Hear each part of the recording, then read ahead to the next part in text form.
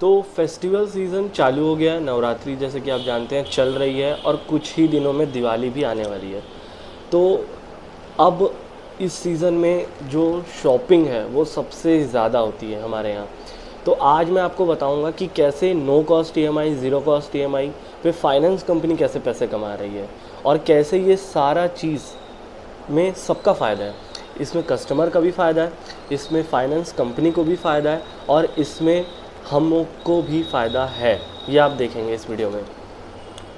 तो मैं आपको समझाता हूँ एक एग्ज़ाम्पल से, जिससे आप बहुत इजीली इसको समझ पाएंगे और बहुत अच्छे से आप इसको किसी को बता भी सकते हैं अगर आपको किसी ने पूछा अगले बार इस चीज़ को। तो सबसे पहले मैं आपको एग्ज़ाम्पल लेके चलता हूँ और ये एग्ज़ाम्पल मेरे खुद के घर का ही है। तब जाके मैंने इसके बारे में स्टडी किया और मुझे पता चला कि ये ऐसा सिस्टम मार्केट में चलता है फाइनेंस कंपनी का।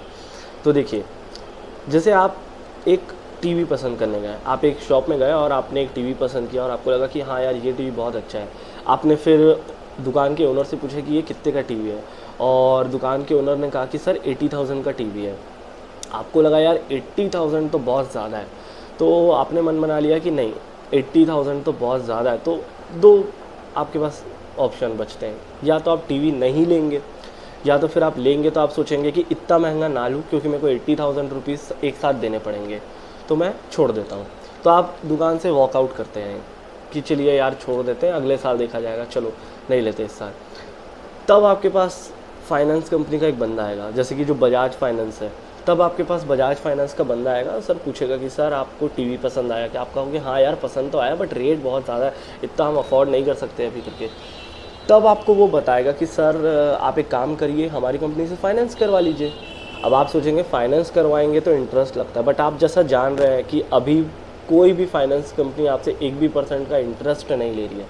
तो क्वेश्चन ये उठता है कि जब वो आपसे कोई इंटरेस्ट नहीं ले रही है तो वो सर्वाइव कैसे कर रही है, वो कैसे अपने एम्प्लॉयज़ को पैसा पे कर रही है और कैसे खुद मार्केट में है। यहाँ पे स्टार्ट होता है उनकी मार्केटिंग स्ट्रेटेजी और उनका बिजनेस प्लान, जो मैं आपको अभी समझाता हूँ। तो होता क्या है, वो आपसे पैसे नहीं ले रही, वो आपसे इंटरेस्ट रेट नहीं ले रही है, वो आपसे कमाने के बजाय वो डायरेक्ट कंपनी से कमा रही है। मैं आपको वापस से उस एग्जांपल पे लेके चलता हूँ। मैंने एक 80,000 का टीवी पसंद किया, मैंने देखा कि यार वो टीवी बहुत सही है, मुझको वो टीवी पसंद आया और मेरा कोई और टीवी लेने का मन नहीं है। मैंने कहा कि नहीं यार 80,000 का लूँगा, लेकिन अभी तो मेरे पास पैसे नहीं है, मैं छोड़ देता हूँ। मेरे पास फाइनेंस का बंदा आया और उसने कहा कि यार सर आप ले लीजिए, फाइनेंस करा लेते हैं।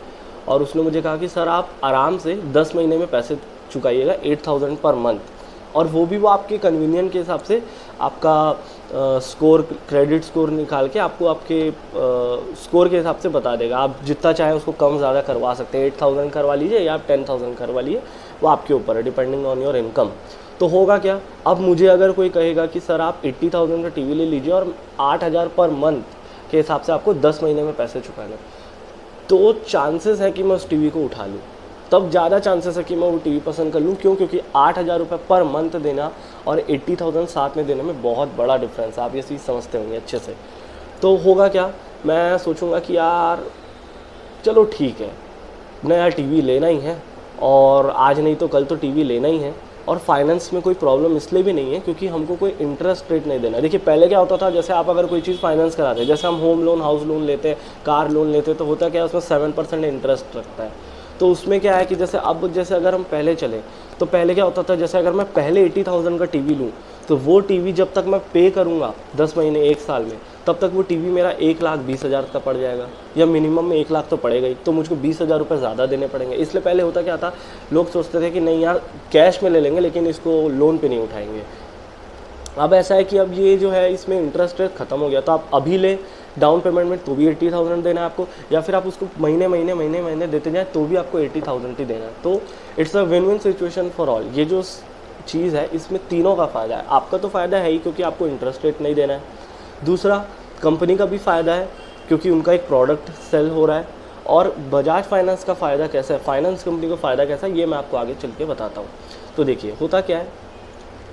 अच्छा, अगर आपको ये वीडियो पसंद आ रहा हो तो प्लीज़ इस वीडियो को लाइक करिएगा और इस चैनल को सब्सक्राइब भी कर दीजिएगा। अब मैं वापस आता हूँ अपने टॉपिक पे।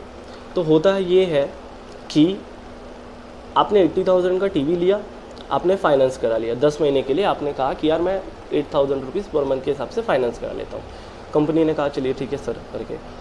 अब आपका और कंपनी का, तो आपका और जो जिसका आपने टीवी लिया, जैसे सपोज LG, आपने LG का टीवी लिया और आपका भी फ़ायदा हो गया और LG का भी फ़ायदा हो गया, क्योंकि उसकी भी एक टीवी निकल गई और आपने का भी टीवी सस्ते में पड़ गया आपको, नो कॉस्ट EMI के हिसाब से में। लेकिन इसमें बजाज फाइनेंस को पैसा कैसे मिल रहा है? तो बजाज फाइनेंस क्या करती है, बजाज फाइनेंस हमसे नहीं ले रही है इंटरेस्ट, वो इंटरेस्ट के रेट में, इंटरेस्ट का जो है वो अब हमसे ना लेके वो क्या कर रही है, वो कंपनी से ले रही है।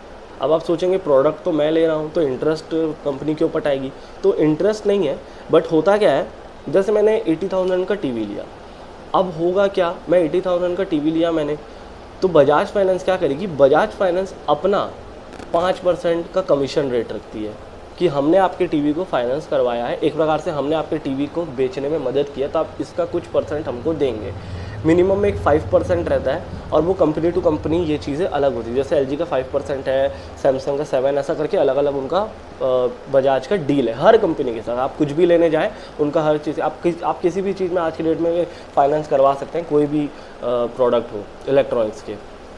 तो होगा क्या, आपको कंपनी तो आपको कहेगी कि ठीक है सर आप ले लीजिए, और आप ले भी लेंगे और आप बढ़िया आके टीवी देखेंगे। अब होता क्या है, कंपनी को ये टीवी 70,000 में पड़ता है, क्योंकि उनको 10,000 फाइनेंस कंपनी को भी देना है।